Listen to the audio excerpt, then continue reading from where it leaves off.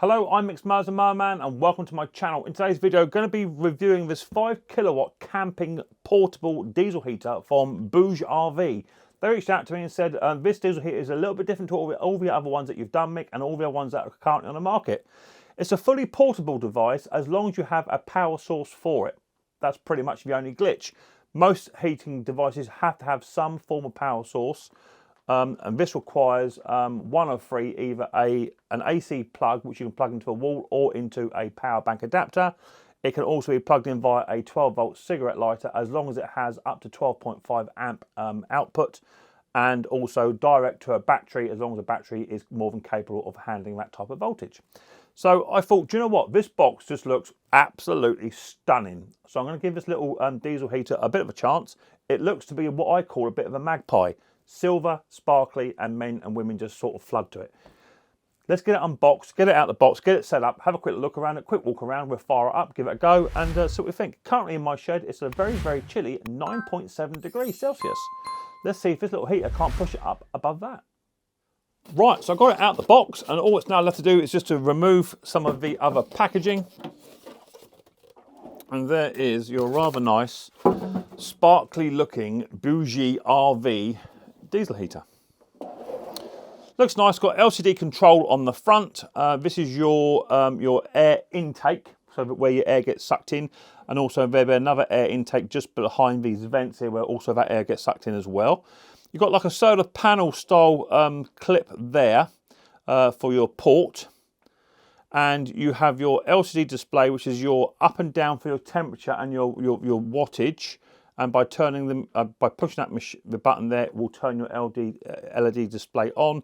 And this side here, you can push this, and that will then be able to, you better set your timer. So this actually has the ability to be controlled 3 different ways. You can control it via the handy little key fob that they sent you. You can control it via the LCD display screen as well, or you can control it via the app. The one advantage to this is all the time it's powered in and powered on, you can set a timer for this, so you can set it to come on at 6:30 in the morning and to go off at 8:30, and to come back on again at 11:30 and go back off again at 12 o'clock. So that's a really cool feature. Some of the pros and cons I'll go through over as we go. Lots of warning labels on this machine, which give you so much information, which is what I absolutely love to see. On the front here, this is a 5-litre tank, and the tank actually comes down and underneath the diesel heater, unlike most.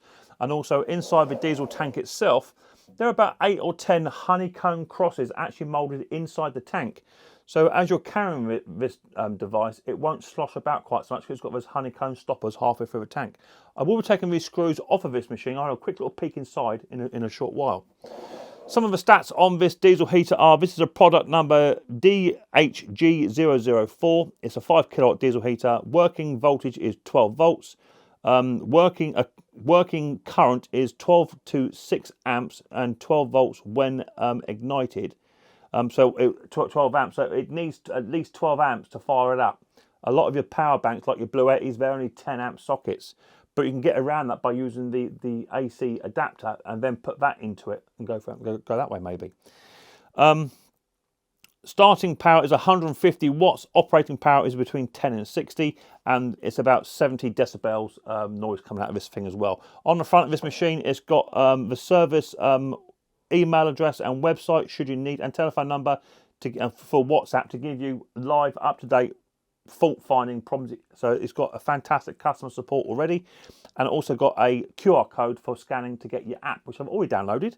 The app will ask you to put in your email address. They'll send you a 6-digit code. You put the code in, you can then put your passwords in, so your app is all secure, and it's done via Google Play or via the App Store, not one of these third-party ones where you have to allow permissions because this file may be harmful sort of lark. So that's in the Google Play Store, and I quite like that little feature. So what I want to do, I want to have a quick little look underneath this packaging. Now, the company may not like me doing that, but I need to know what's going on inside it. But they're saying it's different. Why is it different? What's different about it?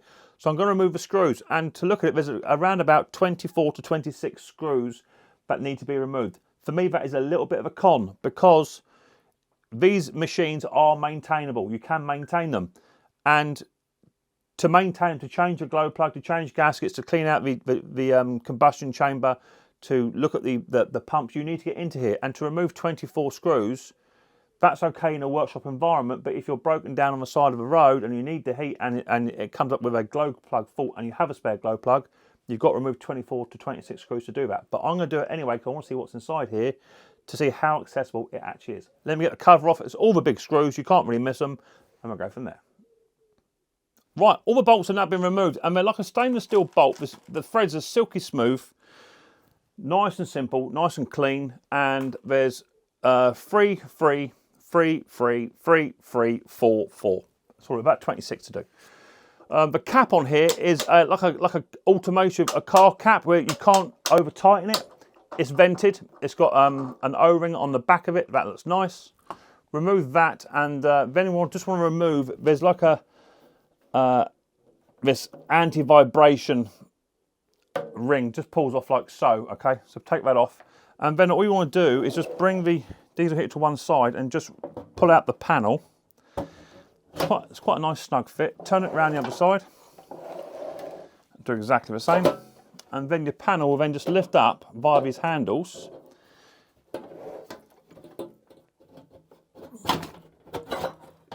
Like so, without catching any wires. Remove that. And this is the reason why I wanted to have a little look inside this diesel heater, is because they're saying it's different. And I want to know why. So straight off the bat, they're saying, and they're showing a 90-degree angled exhaust, which has been bolted down, which I've seen before, but it is a slightly different style of exhaust bend on it. It's got like a thicker bend with vents on it, okay? So that will actually cool down a lot quicker and not spread so much heat. They're both Jubilee clipped up the top as well, which is nice to see, although the Jubilee clips are ran the wrong way. You've got your clear fuel line with some kind of stainless steel spring inside to stop kinking and any breaks and collapsing. You've got a nice fused line there, electrical line there. There's no extension for the LCD that I can see. Around this side here, this is where the fuel tank comes underneath the body of the heater, so it comes halfway down through here, so it's not just all the way down. With the diesel heater now turned around, I have put half a tank in it already, so that's got 2.5 litres in there roughly, or even just over that, because this tank does go down below here, as I say, so it's good. You've got your anti-vibration bushing here on your fuel pump, which is mounted so it won't knock.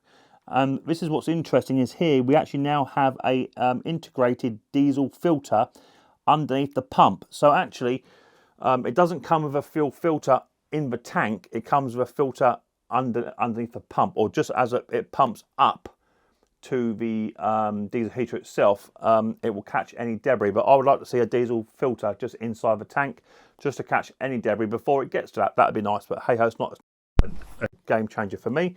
Inside this tank, as I said, there's some honeycomb crosses here, look, and these are all the way through the tank, 3, 6, 9, 10, 11 total, and they are actually all the way down. You see one just there inside the tank, there's one there, and this just stops that sloshing business. So it's like a sea defence, yeah? It'll actually break across these and it won't allow this to slosh about too much. So that's a really good feature, I like that. So that seems to be the main changes in and among. So you've got a QR code there which you can scan, I dare say, for a spare fuel tank should you need it, so that's good to as well. So all in all, quite good. To get your glow plug out, you'd have to just unscrew this front section here, unscrew that, and then this top cover would then remove. It goes off that way, and your glow plug would be just there. So that's really, really easy and accessible to change your glow. Should you need to do so, or your motherboard, or whatever else needs to be changed on it, because they do need to be changed and serviced. Because they run for about 2,000 hours before they need that, depending on what you're running it on. And you can run them on diesel, kerosene, all that sort of good stuff. But I just run mine on just plain diesel. So it's quite accessible once you're in. It's just you've got to remove 26 screws to do it. Pro or con, it's up to you. Maybe it would have been nice to have a quick release door, maybe, or an open toolbox, but then you are sacrificing the waterproof and the integrity of the structure of this machine. So either way, it's what it is. I want to have a quick look inside it. So you've got a filter, bigger tank, honeycombs inside the tank. You've got the nice 90-degree bend on the exhaust, and all the nice features with all the inline fuse as well. That's really good to see. So Let me put a cover back on and I'll come back to you in 2 seconds. Right, so the Bougerv RV, all screws have been put back into place now. It took me no more than about 2 minutes with an impact gun, but just it's nice to see what's actually inside these machines, how they work, what is required to get them to work. So it's nice to see. This machine also does come with some nice little pull-up handles here, which only go so far. They go upright and they don't go any further than that. So when you're lifting the machine and you're sort of with natural forces to pull inwards, you won't crush your knuckles there. So that's nice to see as well.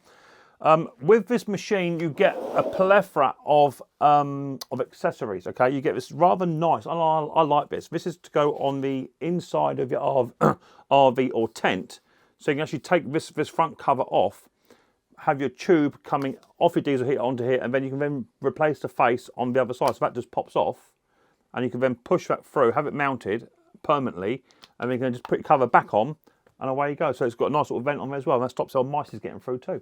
So that's a good little feature. Also comes with a rather nice big length of pipe. Now, I have slated other companies a little bit for not supplying a big enough bit of tube, and this on face value doesn't look like enough, but actually it's about 1.5 meters to 1 meter of tube, and that is ample. That's more than enough to climb up from a side of a vehicle into a trailer top tent, or from the ground to a tent or wherever. So there's plenty of tube there. You can buy tube extenders, but ideally I think if you're going to, depends on the type of camping you're doing or where you're having it. For me, this is perfect just for installing in a workshop, but for maybe a trailer top tent you might want twice that, but you can buy the extenders to do so. That's no biggie. Also comes with a silencer, which can be mounted onto the end of the exhaust. It does have a tiny weep hole there. Just make sure that the weep hole here is facing down, which is the opposite side of this big hole. Comes with 2 types of power accessories. One is to go directly onto your battery, and one is to go directly into a 12-volt socket. But it even says here, and this is why I like this little company already, it says here minimum 12 volts, 12.5 amps is what is required. And most of your Bluetti and your power stations only have a 10 amp socket. But what you could do is, rather than using any of those two, is get your Bluetti or whatever power bank you've got, plug that in, which will then reduce you down to your 12 volt and go through that way, if your power bank would allow you. But I'm going to be using this straight off the wall power socket, and it is fused as well. So you've got a fuse here, and you also got a fuse inside the machine too, so that's good to see. Also comes with a plethora of accessories, cable clamps and all that sort of good stuff. And also comes with, this is a little bit different, this is quite nice. On the exhaust, normally all the other machines that I've seen, the diesel heaters I've seen, you have to put them on. It's a bit of a fiddle to get them on because the ends will buckle up and they're not quite so symmetrical. Then you've got to get a Jubilee clip, and there's never enough room to get your hand to tighten it up. But these guys at Bougerv RV got this little tiny cap here that comes off, and that's screw threaded. So now I've got my exhaust, which is here. It's quite heavy duty this end, and this end is the normal stuff. But they've actually welded a little tiny thread on the end of that, and you can just screw your exhaust in. How good is that? All the way in, nice and snug, and that's your exhaust done. No need for a Jubilee clip or cable clamps there. You can then bend that to whatever angle you want, and then just put your silencer on the end of that with a Jubilee clip, of course. That'll go onto there, and then you'll be good to go. So that's all good. So far from what I'm seeing, there's 1 or 2 little tiny negatives that I'm seeing, but it's just outweighed by a lot of the positives. And this is an absolute magpie. A magpie, because it is shiny, it's beautiful, it looks great. I like it a lot. So before I actually fire this machine up, one of the only other issues I have, and it is a little issue, is that when you power this up initially, you plug it in, the LCD display screen does not actually light up. Okay, you can push this button on the left here, which will activate your timer, but you can't physically see what it is doing until you actually turn the machine on using the right hand button, which you can then go up or down for different temperature and voltage settings. But there's no way of just touching it once just to light the screen up so you can see what it's actually doing.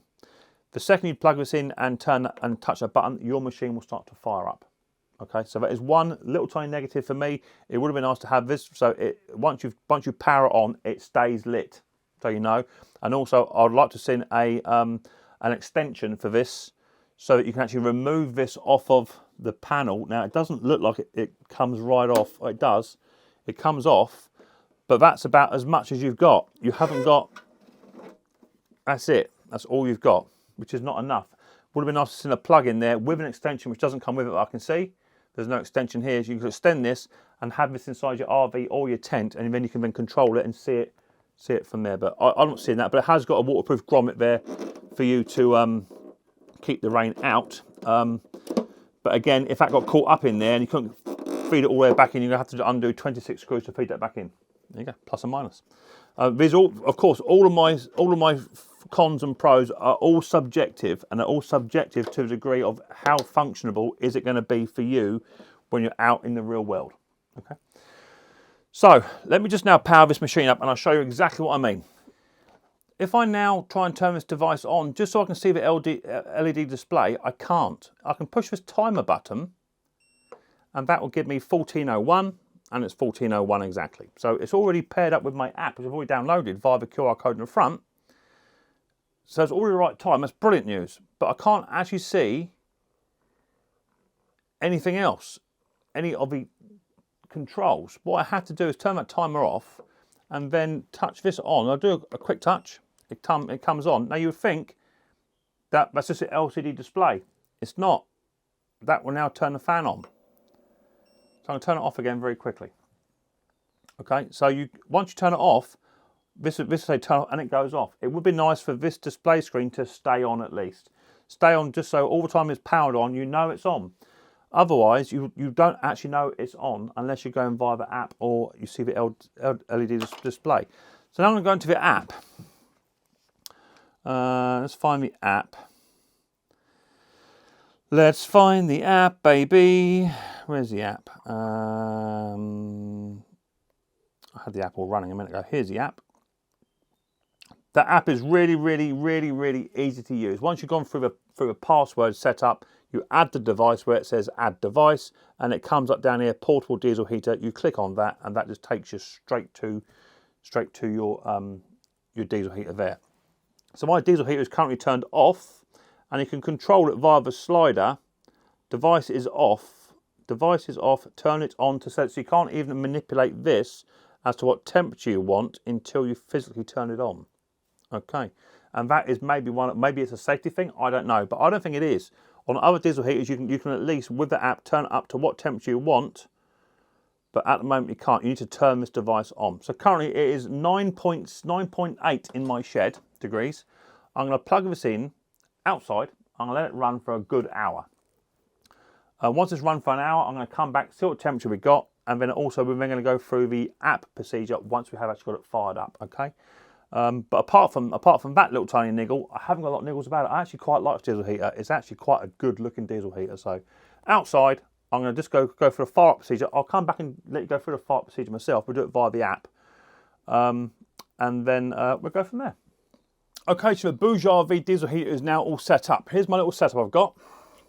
This is my temporary setup. My own diesel heater comes through here. I have a purpose-built little house for my diesel heater. But I've got this one here, which I have through the door. Diesel heater set up outside. Airflow coming in, exhaust going away, and air intake coming from out the back. So it's all good. It's not raining. It has been raining, but it's not raining now. I'm now going to power it up. So you've got two choices. We're going to power it up via the key fob, which I'd like to do, but also want to power it up via the app, because the app is the one that's the most important thing for me, because you can then do this from inside your domain of where it is you're actually sleeping, staying, or trying to heat. So all I'm going to do, I'm now literally going to push the on button, and it comes up with a little description there saying boosting up takes 1 to 5 minutes. Okay. When the power button is yellow, is displayed, the startup process is then complete. So that little tiny button that's flashing now, that's your on button. When it goes yellow, you know your diesel heater is fired up. It'll go through a startup procedure, okay? Sometimes they don't always start up on first fire up because they have to pump the diesel from the tank to the pump to the diesel heater. It may stop and it may go through the startup procedure again. I don't know them very much to do it more than twice, but they can do. But once they are primed for the first time, they very, very rarely ever need to be re-primed again. You just literally turn it on and off as you like.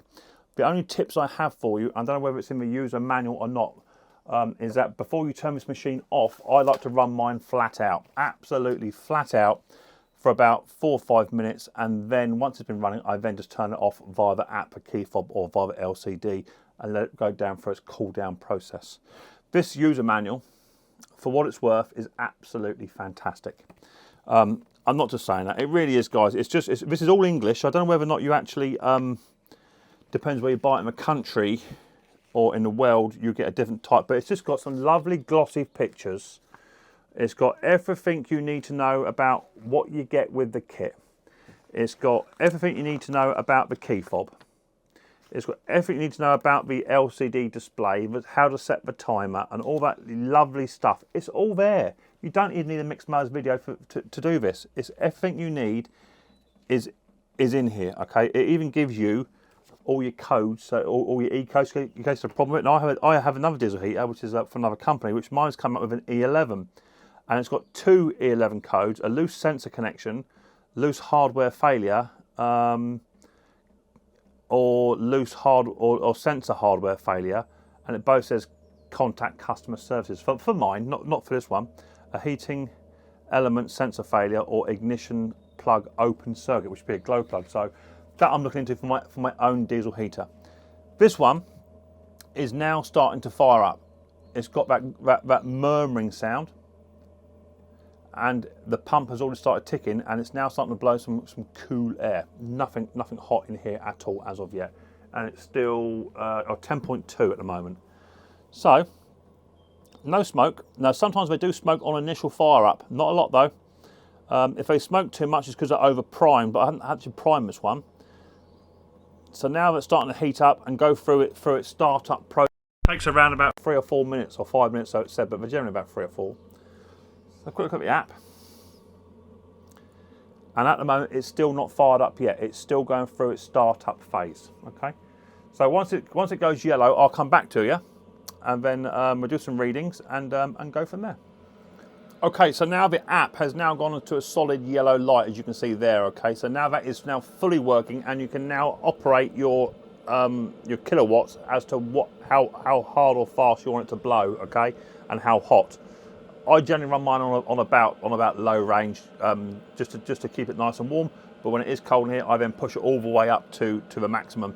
There's lots of settings in here too. It gives you happy consumption efficiency. Your current voltage says pumping out 12.8 volts at the moment, so it's already fired up, okay? And it will tell you how many volts you're putting as you're starting this machine up. Also, you can go into the settings there, and you can change your name, Bluetooth name, and there's a few firmware updates for it to be had as well. So that's good to know. Also on here, I did see instructions. It gives you a bit of information there, but there's also somewhere else on here where you can actually contact. There's like a live WhatsApp page. You can contact them live as well to have a chat with them and leave messages. One other thing, if you're not sure about the app, again, it comes with its own user guide. User guide's fantastic. Tells you all you need to know. Everything.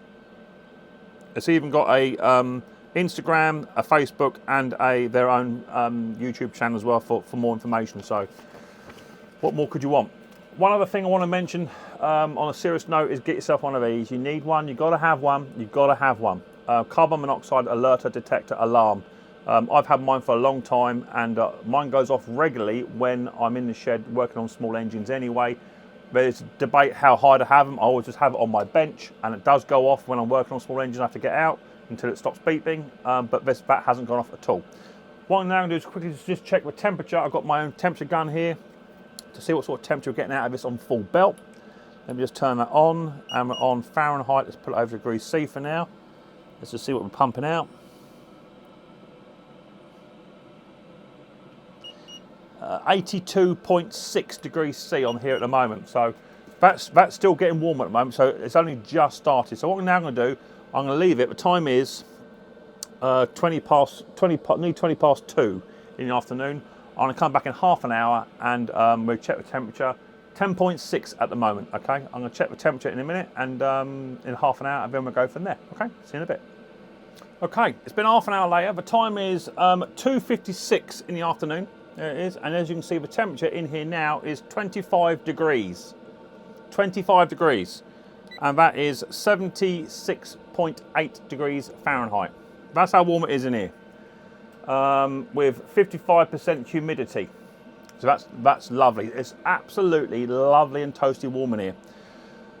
That diesel heater is absolutely fantastic. It's blowing out a massive amount of clean, dry, crisp, dry air. Dry air, more importantly. It's not that horrible damp air that causes moisture everywhere. And what we can now do via the app is we can now have a little look to see if we can get this app to move the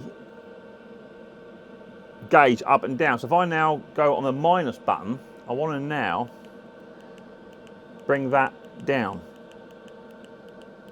So I'm now controlling it via the key fob all the way down to 1.9, 1.7, 1.6, 1.4. So you can control that as well via the key fob. Let's turn it back up.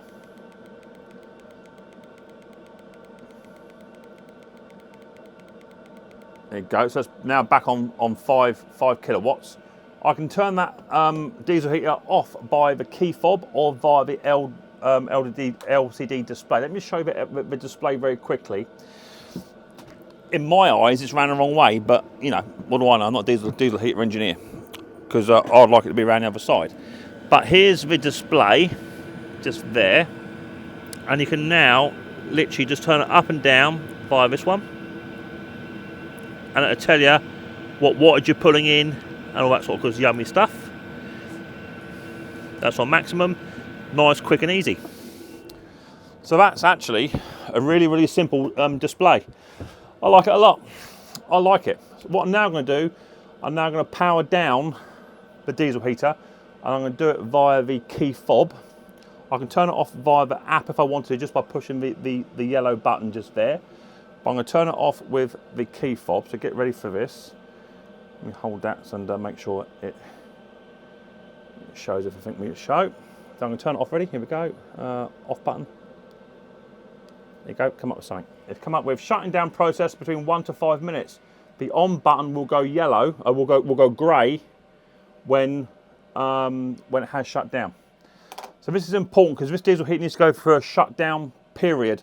It's got cooling fins, there's fuel inside there, and I want it to cool down properly. It takes about 5 minutes. Once it has completely cooled down, the yellow light will go grey, and it will then be safe for you to then pack the machine away. Just please bear in mind when you unscrew the exhaust, that may still be very, very hot, so just make sure you sort of test that beforehand. And away you go. Quick, easy, simple. I like it a lot. It's a nice little diesel heater.